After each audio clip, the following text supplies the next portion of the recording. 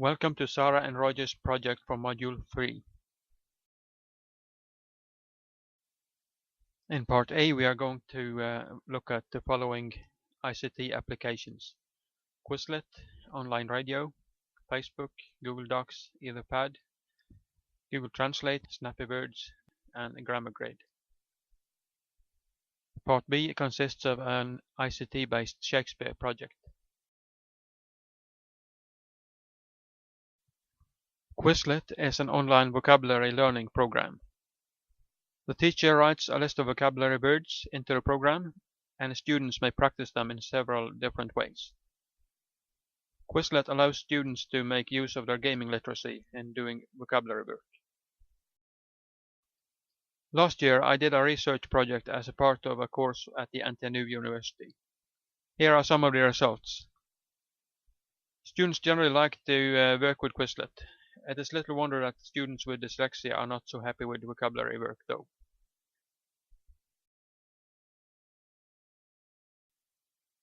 Generally speaking, students think that Quizlet works.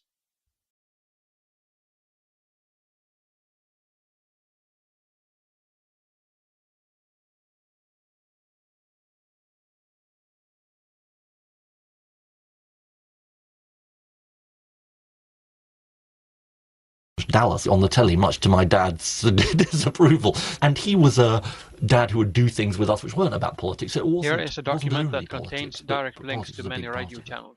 That's the news now. The radio Sport with broadcast John begins to play Barnes. when you click the link.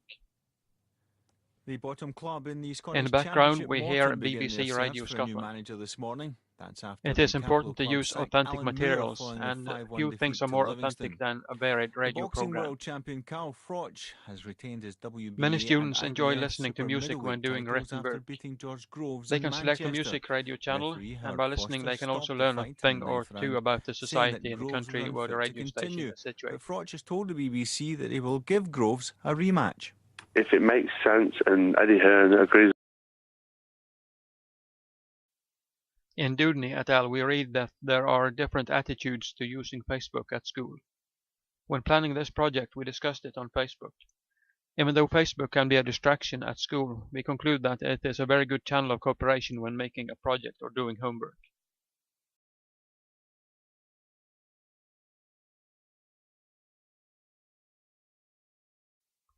In Google Docs, many participants can write in the same document simultaneously. You start a document and invite others to participate with you. Here is an example showing our work document on Google Docs. The first part actually contains the script that I am reading now.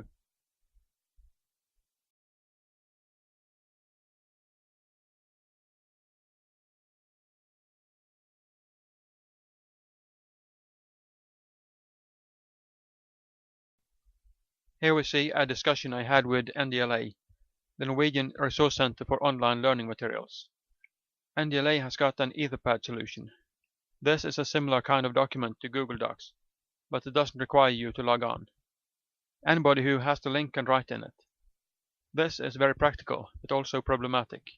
As Dudney points out, it is important to promote digital safety and privacy. Anonymity on the web can easily lead to cyberbullying.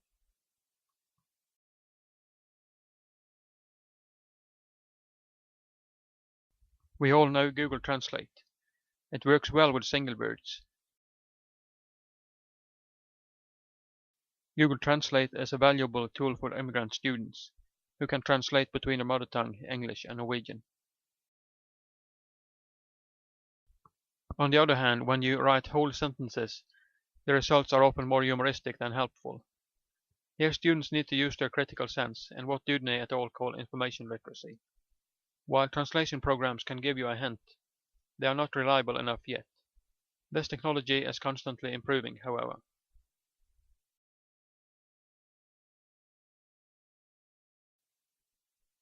Snappy Words is an online thesaurus. You write a word and get a collection of synonyms, antonyms, and related terms.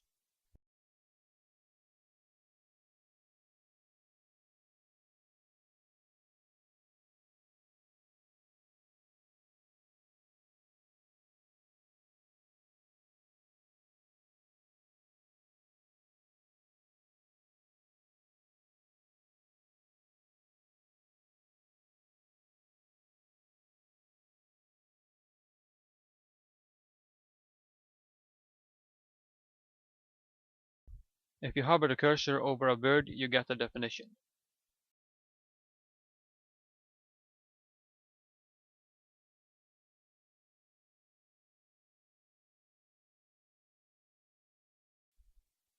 This website will help students expand their vocabulary.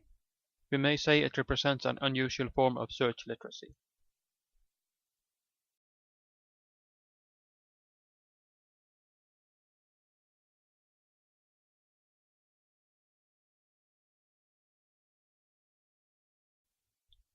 Now we are going to see a grammar grid, which is a homemade solution that helps students practice the kind of grammar they need. This is a short text that a student has handed in. I scanned it and pasted it into a Word document. Here we see the grammar grid. The grammar points that the student needs to practice are highlighted with yellow.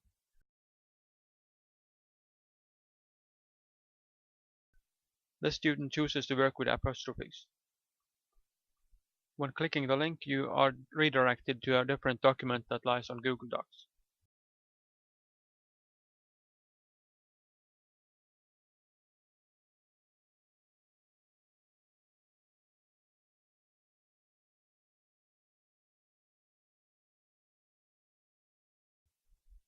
Here you find rules and many links to videos and exercises about apostrophes.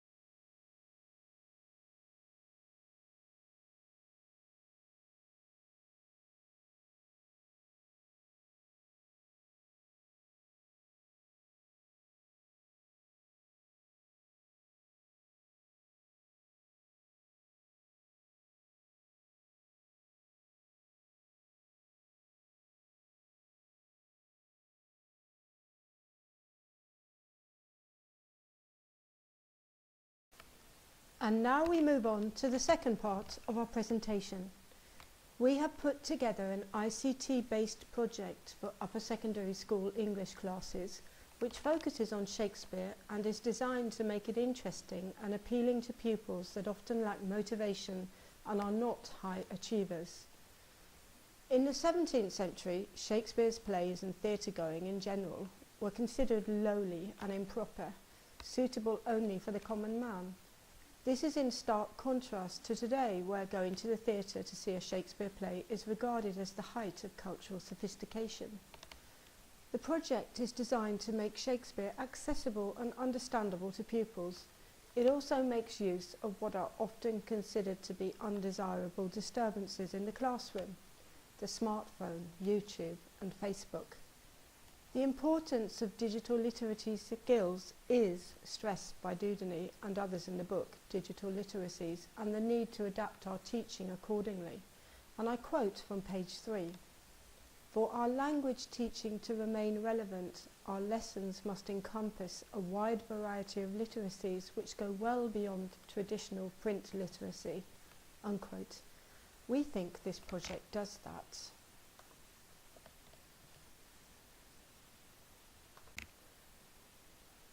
We aim to challenge every aspect of the pupil's communicative competence. They get to read, listen, speak, write, search for information using digital technology, naturally, whilst at the same time learning about the great man himself, life in Tudor times, and hopefully reflecting upon the English language and its development. Pupils are assessed on their speaking and written skills in accordance with the English syllabuses for upper secondary school pupils in both Sweden and Norway. The project starts with pupils writing down what they know about Shakespeare on a piece of paper. This is handed in anonymously. A lot of these will be blank. This is said speaking from experience. Now, brainstorm with the whole class. Elicit what you can from them collectively. You will soon have them shouting out, "To be or not to be." "Oh, Romeo, Romeo, wherefore art thou, Romeo?" Give them a bit of Tudor gossip. Tell them that Shakespeare's wife was quite a lot older than himself and that they got married when she was 3 months pregnant. "Wow, she was a cougar," said one of my pupils last week. Make Shakespeare sound interesting because he is.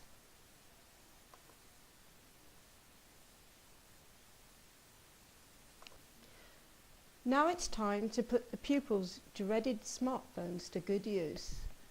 Working in pairs, they have to find the answers to a questionnaire about Shakespeare with multiple choice answers.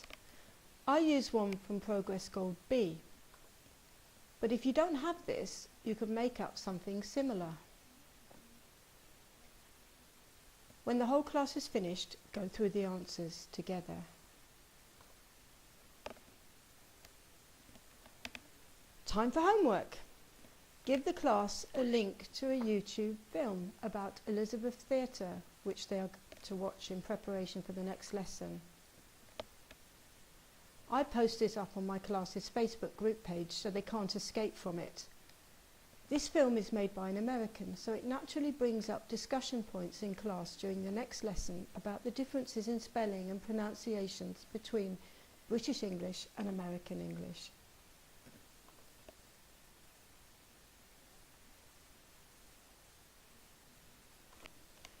At the next lesson, pupils do a listening comprehension exercise on the Elizabethan theatre film. Now this should be relatively easy for them if they've done their homework, but if they haven't, it's hard. Play the film only once in class. If they're unable to answer all the questions, there are 24 of them in all, they have to finish it off themselves, stopping and starting the film as it suits them. Again, smartphones play a role here. Then it's on to reading comprehension. The text used here is called Shakespeare and the Globe and comes from Progress Gold B, but there are many other texts you can use in other books if you don't have this one. There are 2 pages of exercises that go with this particular text, with vocabulary training and comprehension with true or false statements. Obviously, it will depend upon the pupil's abilities as to how long these exercises take. Weak pupils can need a lot of time. Those pupils that work quickly and need more challenges can investigate the following websites. Let them investigate the Shakespeare Insults Dictionary, where they can have fun learning about Shakespearean insults. Here is an amusing YouTube film with Shakespearean insults by Horrible Histories that pupils can also watch. So, what should the class do next? If you feel they need more inspiration, there are plenty of inspiring films about Shakespeare and Tudor times that you can watch together and discuss. These can be found on YouTube.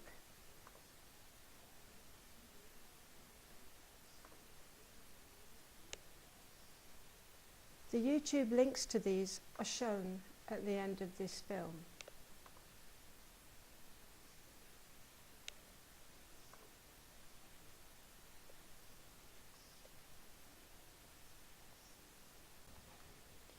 In the next lesson, introduce the class to a Shakespearean classic. Romeo and Juliet is the most well-known and easiest to begin with. Give a brief description of it, who the main characters are, where it is set, and what happens. You can vary the level of complexity according to your pupil's understanding and attention span. Then show them the classic balcony scene from the old 1968 film. This will elicit comments, I promise. Get the pupils to read and understand the balcony scene. This is a challenge. Again, reference is made to Progress Goal B, but I know this can be found in other books. The aim of this exercise is to experience Shakespeare's language and understand it. They will need your help though, so make sure you are confident with it. And then, if it's going well and the class thinks it's fun, they can act it out for each other and even record it on their smartphones.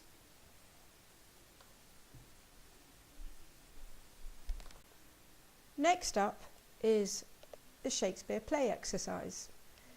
Pupils work in pairs and are given instructions to do some research into a given Shakespeare play. They are all assigned different ones. They then have to write down the information they have found and prepare themselves to tell their classmates about their given play. Facts are found using the internet. And of course, sources should be stated. This paper should be handed in.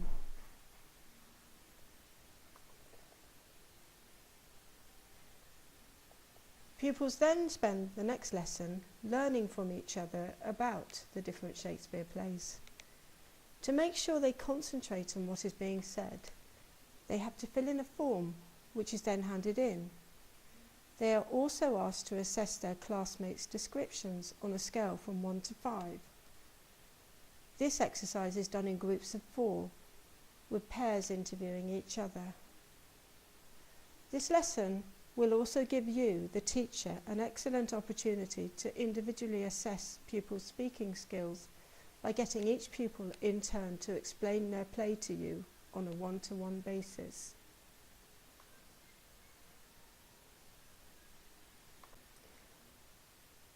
You might want to show a film to your pupils.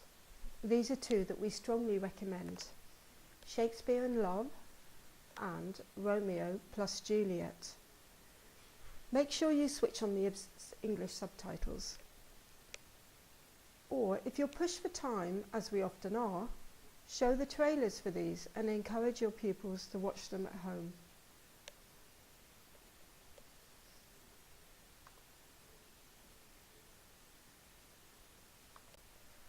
This final assignment brings the project a full circle back to the starting point. What does the pupil know about Shakespeare? It is not designed to test the pupil's memories. As stated in digital literacies, memorizing information is less important in today's era of digital technology. What is important is how knowledge is put to use. This is why words and dates are written at the bottom of the paper to help prompt the writing process. Experience tells us that there is an extremely big difference between the anonymous pieces of paper handed in at the beginning of the project and the final essays. If they hand in a blank paper now, you are going to need to revise your teaching methods. This project has been tried and tested. It can be developed and adapted according to the type of pupils being taught. For example, if you want to increase the level of complexity, just add more Shakespeare texts that are to be analysed. It has been well received, and I am pleased to report that pupils have been known to watch Shakespearean plays out of school and on their own initiative as a result of this project.